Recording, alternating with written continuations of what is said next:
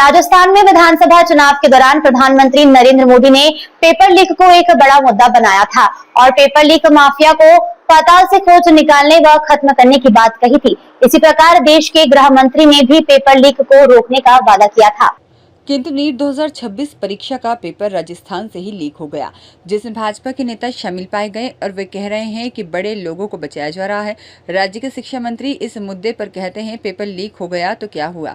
वहीं भाजपा प्रदेश अध्यक्ष Madan Rathore NEET paper leak को केरल से श्री गणेश होना इस तरह बता रहे हैं जैसे कोई शुभ काम हुआ हो। भाजपा नेता जो नीट 2026 के परीक्षा पेपर लीक में शामिल पाया गया और गिरफ्तार हुआ है और जांच में बड़े नेताओं को बचाया जा रहा है जैसे आरोप लगा रहे हैं। यह जानकारी मिली है कि नीट 2025 का पेपर भी राजस्थान में लीक हुआ था। आश्चर्य की बात तो यह है कि पेपर लीक की जानकारी मिलने के बावजूद राजस्थान में एसओजी ने क्यों एफआईआर दर्ज नहीं की। आखिर किससे बचाने के लिए ऐसा किया गया। उक्त विचार राजस्थान प्रदेश कांग्रेस कमेटी के अध्यक्ष गोविंद सिंह डोटासरा ने आज प्रदेश कांग्रेस मुख्यालय जयपुर पर आयोजित प्रेस वार्ता को संबोधित करते हुए व्यक्त की। डोटासरा ने कहा कि 3 मई 2026 को नीट 2026 की परीक्षा आयोजित हुई थी, जिसमें 22 लाख से अधिक अभ्यर्थी जो कि काफी समय से इस परीक्षा के लिए मेहनत कर रहे थे और परिवार की गाड़ी कमाई से कोचिंग ले रहे थे, अपने भविष्य को संवारने के लिए शामिल हुए थे।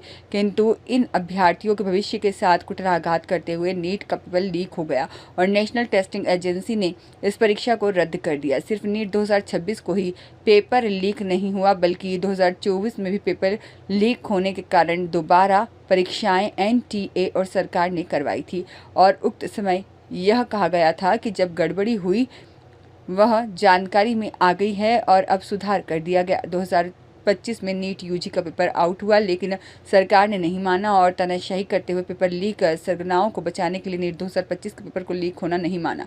किंतु जब 2026 में नीट का पेपर लीक हुआ तो जांच में पाया गया कि राजस्थान के ही जमवा रामगढ़ के 2 व्यक्ति पेपर लीक गैंग के हर वर्ष नीट का पेपर लाते थे और अपने परिवार के बच्चों को उपलब्ध करवाते और आगे अन्य अभ्यर्थियों को बेच कर पैसे कमाते थे। यह मांगीलाल और दिनेश बिवाल के परिवार के 5 बच्चे 2024 में नीट का पेपर दिया, बहुत ही कम नंबर आए और असफल रहे। किंतु बिना कोचिंग के ही 2025 की नीट परीक्षा में 5 बच्चे अच्छे नंबरों से सफल होकर सरकारी मेडिकल कॉलेज में दाखिला पा चुके। वहीं लोकसभा में नेता प्रतिपक्ष राहुल गांधी ने संसद में खड़े होकर वर्ष 2024 में बोला था कि सरकार को देशवासियों और युवाओं के मुद्दों पर चर्चा करनी चाहिए। नीट का पेपर लीक हो गया, इस पर चर्चा होनी चाहिए, न कि लोगों को भ्रमित करने के लिए गैर जरूरी मुद्दों पर चर्चा हो। या जैसे लोग सत्ता के अंदर बैठे हैं जो जिम्मेदारी से भाग रहे हैं, 3 साल से लगातार जो है नीट का जो पेपर है वो लीक हो रहा है और धर्मेंद्र प्रधान जी जिम्मेदारी नहीं ले रहे। मेरी पहली डिमांड है कि उनको इस्तीफा देना चाहिए, बच्चों से माफी मांगनी चाहिए। क्यों बड़े बड़े सपने दिखाते हैं और क्यों उनको पूरा नहीं करते हैं। ये एनटीए क्यों बनाई, किस लिए बनाई, यही सपना दिखा के बनाई थी ना कि भाई हम इस पे पेपर लीक नहीं होने देंगे। शतक के आसपास पहुंच रहे हैं पेपर लीक के अंदर केंद्र सरकार और जवाबदेही जीरो। हमारे आगे मंत्री है मदन दिलावर जी जो ये कह रहे फोटो खींचाए कोई बात नहीं है, ये पेपर लीक हो गया ये भी कोई बड़ी बात नहीं है। फोटो खींच जाती है, एक के साथ खींच जाती है, 2 के साथ खींच जाती है, 1 दर्जन से ज्यादा आपके बीजेपी के मंत्री और बड़े लोगों के साथ इनकी फोटो है। बड़े बड़े होर्डिंग लगे, अखबार के अंदर ऐड आई है, उसका क्या जवाब है आपके पास? एक भी जवाब नहीं देंगे। मेरा सीधा सा सवाल इस सरकार से कि 9 दिन तक राजस्थान के अंदर एफआईआर दर्ज क्यों नहीं हुई? कौन उसका जिम्मेदार है, किसकी जवाबदेही है? आप पेपर माफियाओं को क्यों बचाने का काम कर रहे थे? कौन वो थाना अधिकारी है जिसके पास एप्लीकेशन आई और उसने ऊपर अधिकारियों से पूछा होगा, उसके बाद रिपोर्ट दर्ज नहीं करने दी? आप किस पे कार्रवाई करेंगे? कौन इसके अंदर बड़े लोग शामिल हैं जिसका पेपर माफिया नाम ले रहे हैं कि हम तो छोटी मछली हैं, बड़े जो मगरमच्छ हैं वो दूसरे हैं, उन पे कार्रवाई करिए। तो उनके जब पूछने लगे मीडिया तो उनको आपने हटा दिया। वो कौन नाम है वो आप उजागर तो करिए, आप नाम नहीं बताना चाहते हैं। कमाल है, किस प्रकार का शासन राजस्थान के अंदर चल रहा है। राजस्थान के अंदर कड़ा कानून है।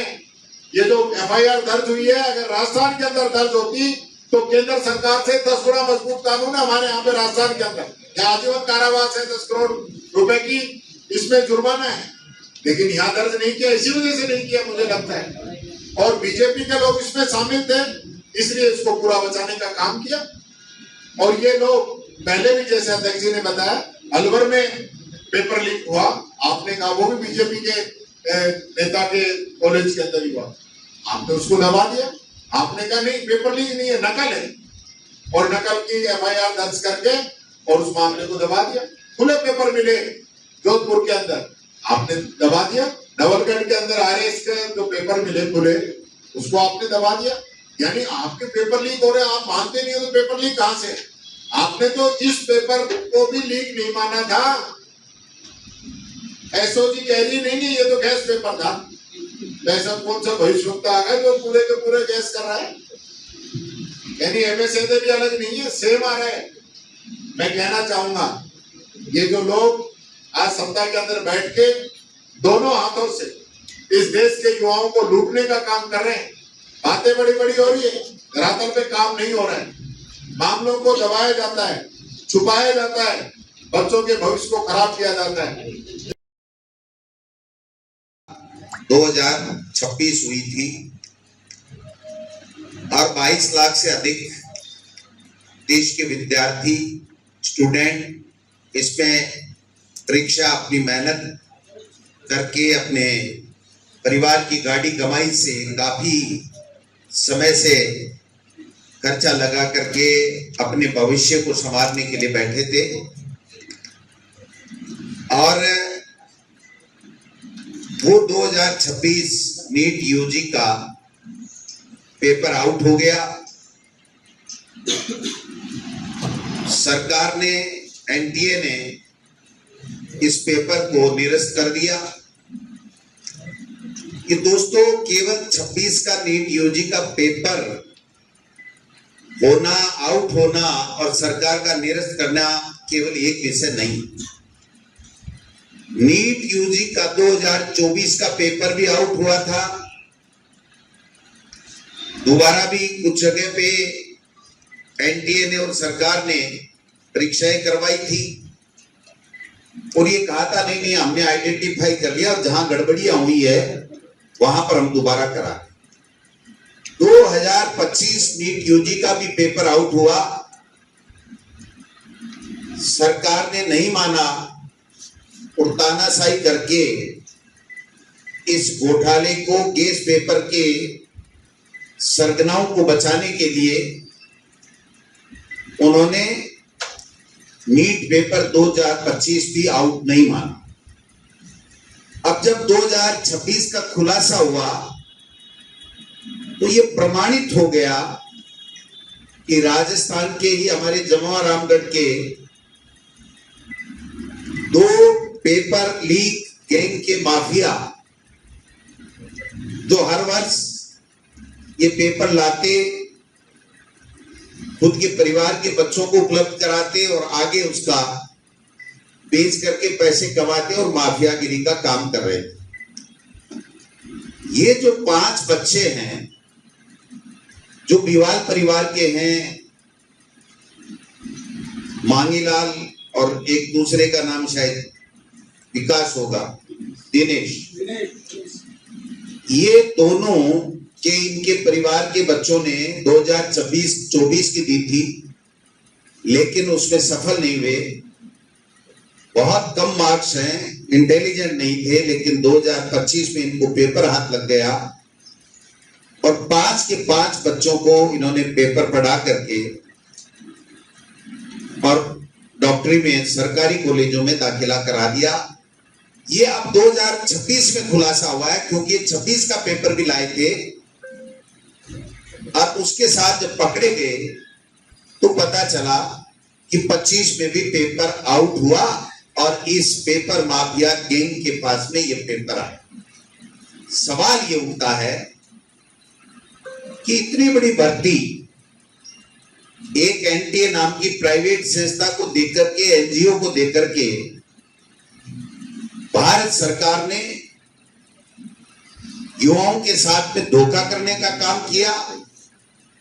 और हद तो तब हो गई जब देश के प्रधानमंत्री ने चुनाव लूटने के लिए लोकतंत्र में मतदाताओं को प्रभावित करने के लिए राजस्थान के अंदर पेपर माफिया के खात्मे की बात कही,